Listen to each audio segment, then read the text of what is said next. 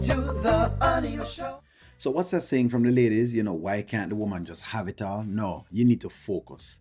Let's get into it because finally the restaurant is starting to pop, and this is exactly where I want Amber's attention and focus to be on. Not that stupid podcast that's not going to make her any money. Let's go.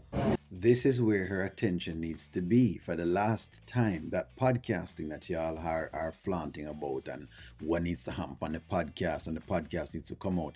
This is the problem that I always had, but now it's starting to manifest where it needs to. Well, goodness is starting to manifest from the amount of money that she has paid Dave. So Dave now has started basically to put in the work to get the customers into the business, which is exactly what O'Neill wants to see. Now that she has this, my question now is, will she focus on this more than anything else? Because this is where she needs to be. Asking the people if them come from Shauna's church and just start looking at the whole idea that you need to serve the people. No. Y'all brought an excessive traumatization within a girl. Like, just focus on serving the customers right now because no, you've invested this money in Dave. Dave is now starting to turn over. He's giving you your bang for your buck. You ask for this, he's now putting the work in. You need to be ready. Where's the staff? Basically, it's just Keysha and Sean. I thought that the other guy was there, but apparently somebody please control Keysha because she is freaking out. I don't know if Keisha never expected this to happen. You work in a restaurant, ma'am. So basically, you're going to get a lot of orders. You just were working at a time when doing it was very, very slow. But now that Dave has been putting in the work, what I mean? He's been putting in that hard work. He's probably going to put in some other work pretty soon, but that's yet to be seen. But in putting in the work so to get the business up and running. So you're asking for, okay, I like this. So I think what they're showing us is how we ask for things. Listen to the thing. Maybe this is the Jesus popping moment. So you ask for things in your lifetime. And the question is, are you ready to receive them? Is your basket big enough? Do you have enough baskets to receive the goodness that God is about to actually give you? Because right now, Amber has been begging and she's been wishing and she's been praying. And the question is she ready?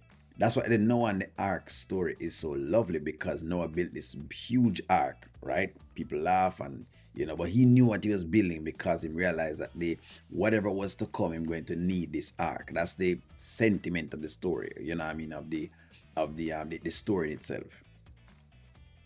And it looked like Amber basically ready. Now look like she's ready for all of this.